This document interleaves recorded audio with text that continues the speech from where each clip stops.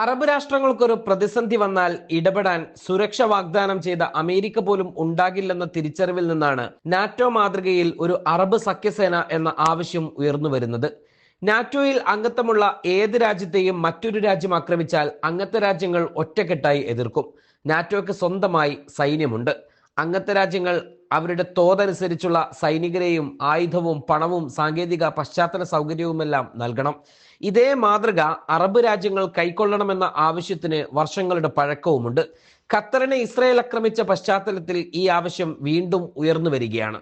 ഈ ആവശ്യം 2019 തന്നെ ഉയർന്നു വന്നിരുന്നു. അന്നത് പലവിധ കാരണങ്ങൾ കൊണ്ട് വെളിച്ചം കണ്ടില്ല. പ്രധാനമായും ഇറാനെതിരെയുള്ള ഒരു സൈന്യമായി അത് മാറുമോ എന്നതായിരുന്നു ചർച്ച. ആ രീതിയിലായിരുന്നു അമേരിക്ക വിഷയത്തെ കൊണ്ടുപോയിരുന്നത്. നിർദ്ദേശം മുന്നോട്ട് വച്ചിരുന്നതും അമേരിക്ക തന്നെയാണ്. അതുകൊണ്ട് തന്നെ ഇറാൻ അന്നതിനെ ശക്തമായി എതിർക്കുകയും ചെയ്തു. ഇറാൻ ഈ സൈനിക സഖ്യത്തെ രൂക്ഷമായി എതിർത്തതാണ്. ഇന്നിപ്പോൾ ഈജിപ്ത് വിഷയം വീണ്ടും ഉന്നയിച്ച് രംഗത്ത് വന്നിട്ടുണ്ട്. 20,000 സൈനികരെ ഈജിപ്ത് നൽകാമെന്നും സൈനിക കമാൻഡർ അല്ലെങ്കിൽ ചീഫ് ഓഫ് കമാൻഡ് പദവി ഈജിപ്തിന് നൽകണം എന്നുമാണ് ഈജിപ്തിന്റെ ഡിമാൻഡ്. രണ്ടാമത്തെ സൈനിക പദവി സൗദിയോ അല്ലെങ്കിൽ സൈനികരും മറ്റ് സൗകര്യങ്ങളും ആനുപാതികമായി നൽകുന്ന മറ്റു രാജ്യങ്ങൾക്ക് നൽകാം എന്നും ഈജിപ്ത് ഓഫർ നൽകുന്നു. അറബ് രാജ്യങ്ങളുടെ ജനസംഖ്യ, സൈനിക ശക്തി, രാഷ്ട്രീയ പ്രാദേശിക സന്തുലനങ്ങൾ എന്നിവയനുസരിച്ച് സൈന്യത്തെ രൂപപ്പെടുത്തും. മൊറോക്കോ, അൾജീരിയ തുടങ്ങിയ രാജ്യങ്ങളെയും ഉൾപ്പെടുത്താം എന്നൊക്കെയാണ് ഈജിപ്തിന്റെ പദ്ധതി. ആക്രമണം ഏൽക്കേണ്ടി വരുന്ന രാജ്യത്തിനെ സഹായിക്കുന്നതിനായി പ്രവർത്തിക്കുന്ന റാപ്പിഡ് ആക്ഷൻ ഫോഴ്സ് ആണ് പ്രവർത്തിക്കുക.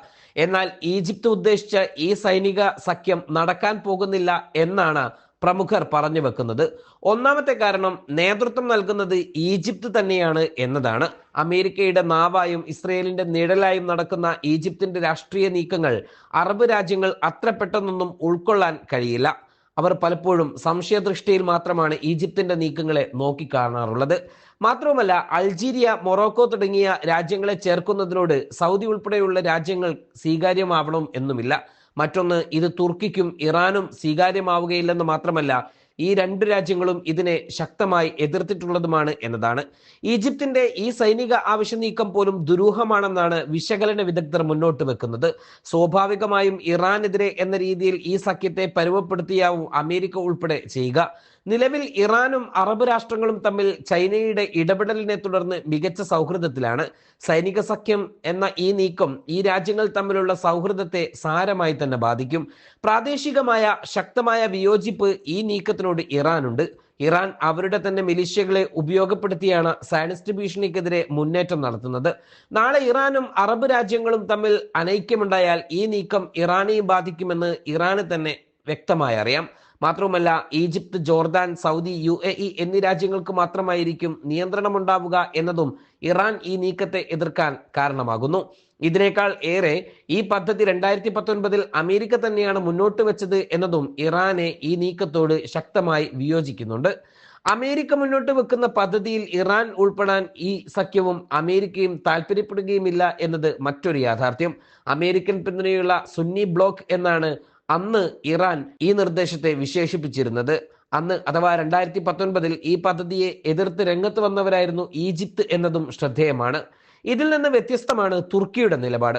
അറബ് മേഖലയിൽ തങ്ങളായിരിക്കണം സ്വാധീന ശക്തി എന്ന നിലപാടുള്ള രാജ്യമാണ് തുർക്കി. അതിനായി അവർ പരിശ്രമിക്കുന്നുമുണ്ട്. നാറ്റോ സഖ്യത്തിൽ മേധാവിത്വമില്ലാത്തതിനാലും മറ്റു കാരണങ്ങൾ കൊണ്ടും നാറ്റോയിൽ നിന്നും പുറത്തു കടക്കാനും Russia, China, India, Brazil, South Africa നേതൃത്വം നൽകുന്ന ബ്രിക്സിൽ ചേരാനും ആഗ്രഹം പ്രകടിപ്പിക്കുന്ന രാജ്യമാണ് തുർക്കി. തുർക്കിക്ക് ഇക്കാലമത്രയും സിറിയയിൽ സ്വാധീനമുറപ്പിക്കാൻ കഴിഞ്ഞിരുന്നില്ല. ജൂലാനി ഭരണത്തിൽ തുർക്കിക്ക് സിറിയയിൽ മുൻപത്തേതിനേക്കാൾ ഇടപെടാൻ കാരണങ്ങൾ കിട്ടിയിട്ടുണ്ട്. ഇത് ഇസ്രയേലുമായുള്ള പ്രശ്നങ്ങൾക്ക് കാരണമാവുകയും ചെയ്യുന്നുമുണ്ട്. തുർക്കിക്ക് ഇസ്ലാമിക ലോകത്ത് സ്വീകാര്യത കൈവരിയണമെങ്കിൽ മിഡിൽ ഈസ്റ്റിലെ പ്രശ്നങ്ങളിൽ കൃത്യമായ നിലപാട് തുർക്കി വ്യക്തമാക്കണം. അതിന് തുർക്കിക്ക് തുർക്കിയുടേതായ പദ്ധതികളുമുണ്ട്. അതുകൊണ്ട് തന്നെ അറബ് സൈനിക സഖ്യം എന്ന ആശയത്തെ തുർക്കി ശക്തമായി എതിർക്കും.